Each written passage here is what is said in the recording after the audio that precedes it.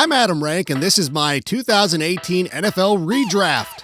The Browns took Baker Mayfield first, and that's exactly who I would have taken. Cleveland nailed this pick. And now with Odell Beckham Jr. in the fold, Cleveland, the city that coined the phrase rock and roll, has put together the best supergroup since Temple of the Dog. Say hello to football heaven. At pick number 2, the Giants, and look at that. They too got it right by picking Saquon Barkley. In fact, let me save everyone else a little bit of time. I'm taking chalk with the next 2 picks as well. The Jets got it right with Sam Darnold, nabbing their franchise quarterback. And at the 4th spot, Cleveland got it right with Denzel Ward, who turned in a great rookie season, if he was a little bit overshadowed by Baker Mayfield, who I just mentioned a second ago. Now let's get to the fun.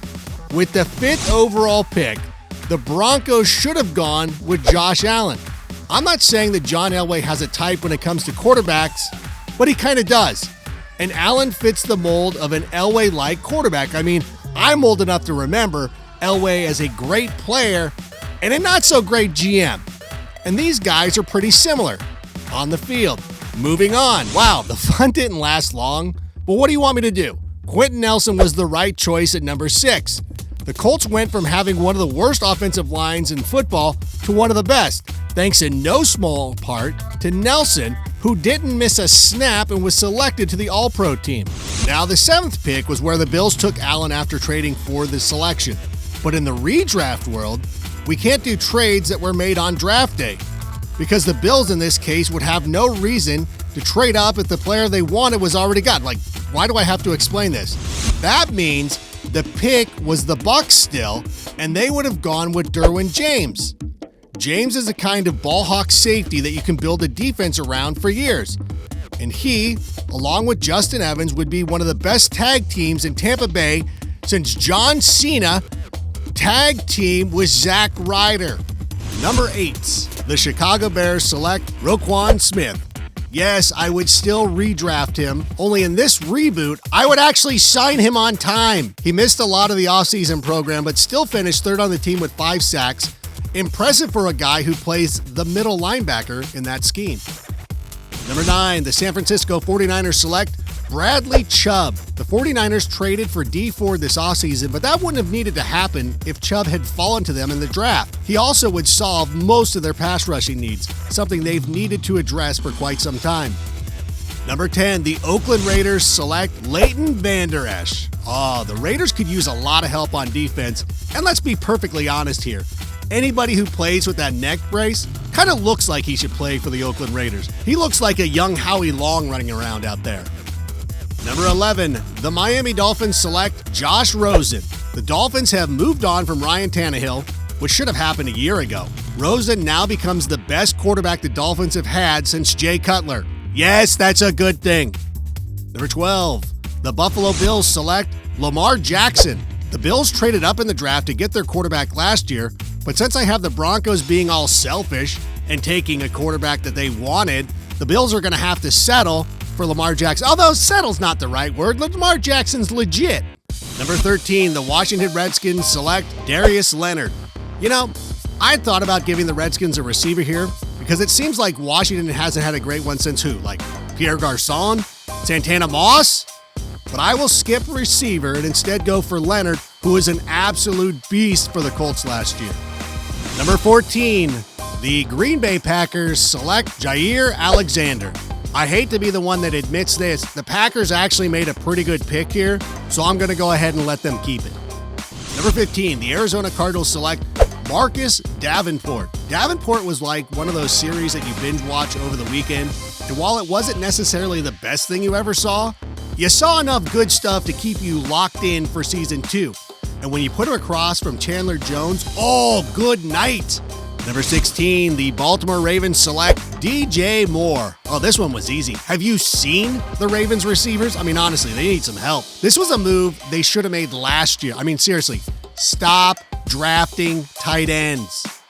Number 17, the Los Angeles Chargers select MINKAH Fitzpatrick. The Chargers nailed it with Derwin James, who shouldn't have really fallen that far in the draft, but here they still land another talented free safety. I mean, he's not as good, is Derwin James. It's like when you're at a hipster bar and you send your friend up for a beer, but instead of coming back with something great, he comes back with a terrible domestic. Well, not terrible, but still it's a domestic. That's not what you wanted, but anyways, the Chargers should be happy with this pick.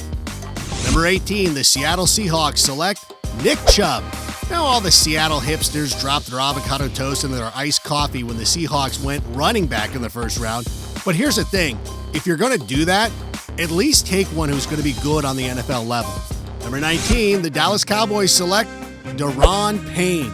The Cowboys of the 1990s thrived on depth up front on the defensive line, and with the need at the position, Payne would be a solid addition. Number 20, the Detroit Lions select Mike McGlinchey. I mean, it's the Lions. And what kind of present do you give to somebody who needs everything? The Lions seem like they are always searching for offensive linemen, and this one's a pretty good one. Number 21, the Cincinnati Bengals select Braden Smith. Now, when Marvin Lewis was leading the Bengals to the playoffs, he always had a solid running game that was anchored by a solid offensive line. But when the offensive line started to slip, the Bengals also declined. This is a chance to get them back. Number 22, the Buffalo Bills select Calvin Ridley. The Bills invested in a quarterback, and while it would be smart to surround him with some offensive linemen in need for the team, taking one of the best receivers off the board is also a smart move.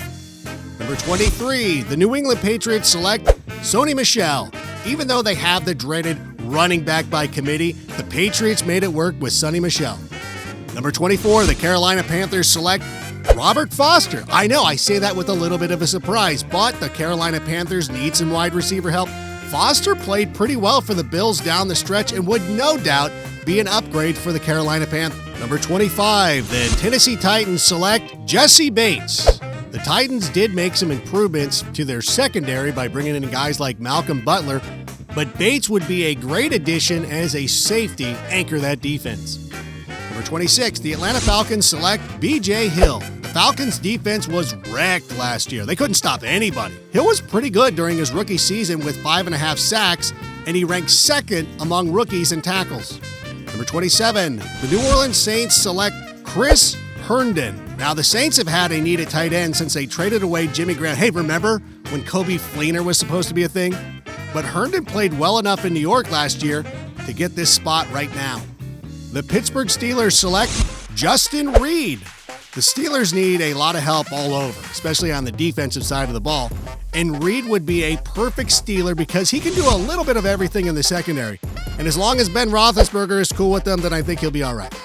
At number 29, the Jacksonville Jaguars select KEMOKO TURAY. The Jags should just put all their money on the defensive side of the football and just let it ride. TURAY had 40 quarterback pressures last year and could easily come in as a situational pass rusher for the Jags. Number 30, the Minnesota Vikings select Will Hernandez. All right, Vikings, what good is giving your quarterback all that guaranteed money if you're not going to surround him with guys who can block for him? Hernandez was a player I would have drafted last year, so I'm making you do it now. Number 31, the New England Patriots select Dallas Goedert. The Patriots have an embarrassment of riches at so many different positions, they have the luxury of taking the best player available. And at number 32, the then defending Super Bowl champion Philadelphia Eagles select Phillip Lindsay. Yes, an undrafted free agent who became an absolute stud, not only for the Denver Broncos, but also for fantasy enthusiasts who were stung by missing out on Royce Freeman. In this situation, Lindsay would be the perfect fit for Doug Peterson's offense.